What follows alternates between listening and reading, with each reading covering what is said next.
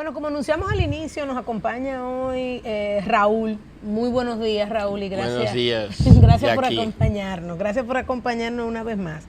Y yo quisiera que comenzáramos el programa dando una visión de cómo andan los mercados internacionales, sobre todo qué expectativa tenemos en el corto plazo para esa economía tan importante para nosotros como la economía estadounidense, qué se espera en algunos mercados de commodity, y dar esa introducción a lo que es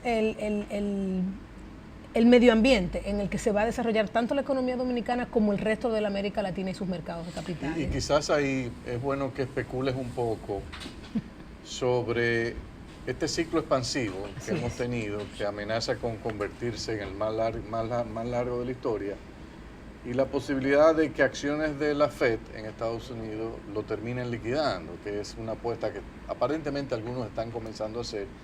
Y entonces, ¿qué implicaciones tendría para países de la región que no han armado un buen colchón fiscal, o sea, frente a un estadio de menor crecimiento? Bien, son varias cosas al mismo tiempo. Vamos a comenzar con un poco con tu pregunta, ¿no? Pues mira, yo te diría que ahorita si uno es un analista de mercados y otro es un analista económico, los dos presentarían escenarios radicalmente distintos. Uno de mercado ve qué está pasando en Wall Street, qué están pasando en indicadores claves como el índice Dow Jones, el índice Standard & Poor's de 500 acciones, y lo que tenemos es desde octubre un rompimiento de parámetros. Llevamos 9 años en un bull market, donde los mercados no hacían más que subir, y de buena primera tenemos una interrupción, con una caída en los índices de más de 10% con respecto a sus niveles superiores. Cuando se cae el mercado, decimos los que estamos en este negocio que hay una corrección en el mercado. Cuando la caída es superior al 20%, decimos que hay un cambio de tendencia en el mercado. Todavía no hemos acumulado una caída tan grande.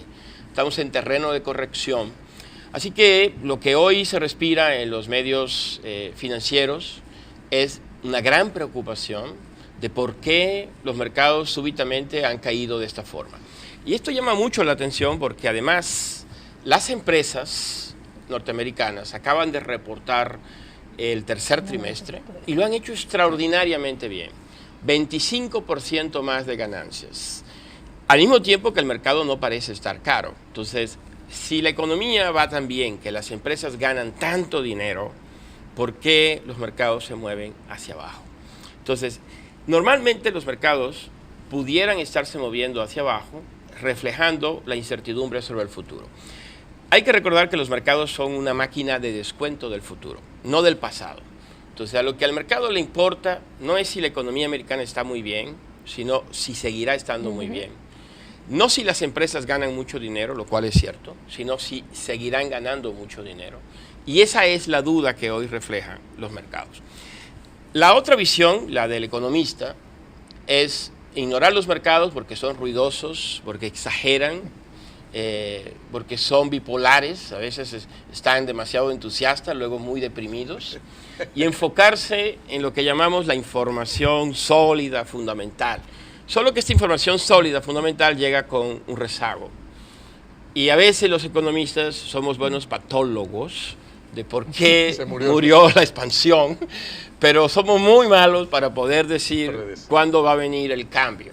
Los mercados son buenos, pero exageran, a veces se equivocan constantemente haciendo este tipo de pronósticos. Entonces, esa es la realidad. Los datos económicos son contundentes. Déjame mencionar nada más algunos. Tasa de desempleo de Estados Unidos, 3.7. La última vez que la vimos era el año 1968, tú todavía no nacías. El número... Dale la gracia. Ay, él no paró de banca, me va a poner en evidencia. El número de personas, de plazas que abren las empresas para llenarse, solicitudes de empleo, de trabajadores, es más que el número de desempleados. La confianza del consumidor está en los mejores niveles de 25 años. Los indicadores que los analistas muy sesudos han desarrollado para tratar de medir qué viene en los próximos 6, 12 meses, todos sugieren que va a seguir el crecimiento. Entonces, estamos en esos puntos de quiebre difíciles, donde los mercados nos dicen, ahí puede venir algo, hay que estar atentos, y del otro lado, los datos económicos que son muy buenos. Entonces, como todas las cosas, vamos a ir a tientas, vamos a ir viendo cómo se desempeña esto hacia adelante. Una preguntita, una preguntita. Y esa relación entre el número de plazas que hay abiertas versus la cantidad de desempleados, ¿no puede estar dando una indicación de lo que me va a pasar con los salarios en ciertos segmentos, en ciertos sectores y por ende con la estructura de costo de esas empresas y por ende con todo lo que se desata a través de eso? Correcto, y ahora puedo unir entonces esta pregunta con la pregunta de Andy. Sí, la Reserva Federal, o sea, la Junta de Gobierno de la Reserva Federal, pues tienen un staff de economistas de primer nivel, y todas estas cifras que hemos comentado y más, y otras que no conocemos, la tienen. Entonces, ellos lo que detectan es que, y así lo reflejaron en el último comunicado de política que hicieron, que tienes una economía robusta, con crecimientos este año estimados de 3%, con desempleo bajísimo, con confianza del consumidor, con fuerte presencia de la demanda por el consumo, la formación de capital, todo se ve perfecto. Entonces, y que las tasas de interés, que están en 2.25, son bajas en comparación a la norma histórica. Entonces ellos dicen, bueno, lo que hay que hacer hay que seguir subiendo las tasas, a pesar de que la inflación no aparece como un problema todavía. La inflación norteamericana, la más reciente, usando la métrica que ellos usan, anda alrededor del 2, 2.1, 2.2, pero si los economistas saben algo, sabemos que si hay una fuerte demanda de trabajo por arriba de la oferta de trabajo, el precio del trabajo va a ir para arriba. No es tan rápido como algunos podrían pensar que el desequilibrio ya inmediatamente suben los salarios, porque si no hubiesen subido. Se han tardado en subir, pero ya han comenzado a subir. De hecho, los incrementos salariales del último mes es de 3.1% contra un promedio de 2% recientes.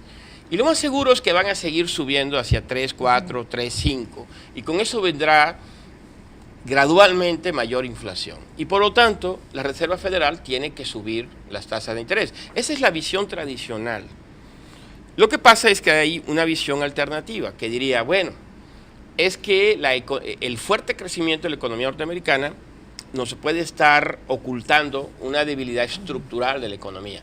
Es decir, la economía es fuerte cíclicamente, pero estructuralmente la economía ya no puede crecer más de 2%. Por lo tanto, las tasas de interés tienen que ajustarse a la nueva realidad del crecimiento económico. Hay quienes acusan a la Reserva Federal de estar excediéndose en el aumento de tasas de interés. Sin embargo, si la historia es la referencia, a la Fed todavía le falta, porque la tasa neutra, según la Reserva Federal, es un número que va entre 2.75 y 3.25, alrededor de 3%. Hay quienes piensan que no es correcto, que es más cercano al 2%. La historia, tal vez en un programa futuro veremos quién tuvo la razón, porque si es cierto que la tasa neutra de interés de política de la Reserva Federal es 2%, la Fed se le ha pasado la mano y si sigue subiendo las tasas de interés va a inducir una recesión. Pero a priori no lo sabemos exactamente. Entonces, la Fed muy probablemente se reúne el 19 de diciembre, por última vez este año, y yo creo que vuelve a subir las tasas a 2.5%. Pero ¿qué hará el próximo año? Dependerá de cómo se desempeñen los mercados, cómo estén las perspectivas de crecimiento. Por lo pronto hay una gran incertidumbre en Wall Street. Todas las casas de análisis han comenzado a mandar señales de que los riesgos del crecimiento vienen a la baja, ajustar un poquito a la baja la estimación de crecimiento, lo cual no es una buena señal. ¿Tú no piensas que la Fed en esta ocasión quizás antes de tomar la decisión en diciembre ponderaría el comportamiento de los índices de la bolsa que se han venido sucediendo a partir de octubre y que piense que quizás una debacle en los índices genere un efecto riqueza que desplome la demanda agregada y que entonces unido a un aumento que ellos hagan, de las tasas lo de esté interés. esperando no el mercado, acelere el proceso de acercarse a una contracción, no una contracción, pero a una fuerte desaceleración económica. Sí, bueno, mira, la FED como cuerpo de discusión toma su tiempo para ajustar su visión. La visión que ellos le han vendido al mercado y que está incorporada en los mercados de futuros es que el alza de diciembre casi es un hecho. Al menos, nada, no está escrito en bronce, al menos que de aquí a diciembre veamos otro desplome de los mercados. En ese caso tendrían que reaccionar. De alguna forma, el consenso es, la Fed subiría en diciembre, y si para enero, febrero, la economía muestra señales de debilidad, la Fed haría una pausa para analizar este asunto, y en algún momento entre el segundo y el tercer trimestre iniciaría un ciclo de baja de tasas. Pero si en ese periodo los mercados se recuperan, la economía muestra salud, está claro que viene una desaceleración. Lo que no sabemos es la magnitud de la desaceleración. Si es algo fuera de peligro, la Fed va a continuar con sus planes, y sus planes es llevar la tasa de interés a finales del 2019 arriba de 3%. Lo cual me lleva a la pregunta inicial tuya, Andy. Decías, en ese escenario, entonces hay dos escenarios para los países emergentes y de la zona que dependemos de alguna forma de la economía norteamericana. El escenario de la optimista, los mercados se recuperan, la economía crece el próximo año 2.4, 2.5, y la Fed sigue subiendo las tasas de interés. Entonces, de un lado nos beneficia tener un mercado fuerte en Estados Unidos, y del lado financiero, de las condiciones monetarias financieras, nos perjudica el tener que lidiar con una tasa de interés de más de 3% en dólares a corto plazo y quizás de más de 4% a mediano o largo plazo, condiciones más estrictas para otorgar créditos y un dólar más caro. O el escenario alternativo es la economía no tiene el empuje suficiente, los mercados se desploman y la Fed hace pausa e incluso comienza a bajar las tasas, lo cual nos beneficiaría en términos del costo de la deuda, pero no tendríamos la demanda. Entonces, ¿cuál de los dos escenarios es mejor? Yo pienso que el primero es mejor. El escenario para una economía como la nuestra es mejor que la economía norteamericana crezca, que haya crecimiento, que haya apetito por tomar riesgo, aunque tengamos que pagar tasas de interés más altas, que el escenario de una recesión, porque aunque las tasas de interés te alivian en la baja, el costo de la recesión es mucho mayor, a mi entender. Mira, Raúl, hay un tema que me gustaría que tú, que tienes tanta experiencia, lo expliques en términos que el público que no escucha lo puede entender con claridad. Es el tema del por qué la Fed decidió, como algo que vino en los mandamientos de Moisés, que la tasa de inflación meta es 2%. Y por qué sobre esa base es que ellos tienen que articular sus decisiones de política. Por ejemplo, mucha gente podría decir, pero ven acá, la Fed está consagrada con el 2%, pero ellos han pensado en la posibilidad de mover eso a 3, a 3,5, a 4, o es que 3,5 y 4 es el fin del mundo. Yo quisiera que tú lo desmenuces para que se entienda el por qué ellos eligieron 2% y cómo la productividad que ellos estiman de la economía está hasta cierto punto de alguna manera relacionada. Es un tema complejo y tiene que ver mucho con los estándares, ¿no? Ha habido recientemente, después de la recesión 2007-2008, y que se tardó la economía en arrancar, hubo mucha discusión de si la Fed no debía subir su target a 3 o 4%, como una forma de acelerar la recuperación de la economía. La Fed lo analizó, sabemos porque hay minutas y todo eso, lo discutió y finalmente decidió quedarse con el 2%. A ver, en mi opinión, la inflación, alguno diría, bueno, la inflación baja es buena, entonces ¿por qué no es bueno menos 2 o menos 5 o menos 10, ¿no? Bueno, la verdad lo que importa es que la inflación sea estable, porque una inflación estable permite el cálculo racional y minimiza costos y elimina incertidumbre. Entonces, una inflación negativa no es nada buena. De hecho, podemos argumentar que es peor que una inflación alta, aunque no una hiperinflación.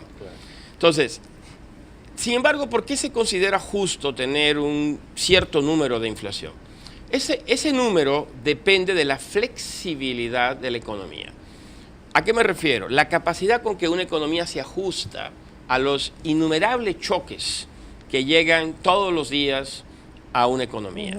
Una economía perfectamente flexible, tal vez Singapur, Hong Kong, podría perfectamente tener un target de cero, porque ellos ajustan los salarios, los precios con una gran velocidad. Pero la mayoría de los países tienen rigideces nominales. Es decir, la gente quiere tener un salario estable, no quiere tener un salario que a veces sube y luego baja y vuelve a bajar. Entonces, cuando tenemos un 2% de inflación, cuando vienen los malos tiempos, para mantener a la gente ocupada, 2 años que los salarios no suban, es equivalente a una reducción de costo para las empresas de 4%. Y se considera que ese tipo de ajuste permite mantener el empleo estable. Si no fuera así, habría que despedir a los trabajadores para que estos acepten que les reduzcan 4, 5, 6% el salario, volverlos a recontratar 4, 5, 6% abajo, mientras que en un mecanismo donde tienes una inflación que va al 2, al 2,5%, no subiste el salario este año porque la economía estuvo muy mal, eso compensa a las empresas y les permite no despedir a los trabajadores. Entonces, el tener una inflación estable, y en el caso de la Reserva Federal ellos han juzgado el 2%, es suficiente para absorber los choques que la economía recibe. Algunos dicen que quizás debería ser mejor 3 o 3,5%, pero también eso tiene que ponerlo en el balance contra la credibilidad. Porque una norma, una vez que se pone, cambiarla implica costos, porque en los contratos de trabajo, en los bonos de 30 años, 40 años o perpetuos, que todas estas negociaciones nominales de la economía ya traen incorporada una expectativa del 2%. Entonces, cambiarlo no es un asunto tan simple. Y por eso es muy importante a la hora de elegir una meta de inflación, hacerlo precisamente con el tamaño correcto.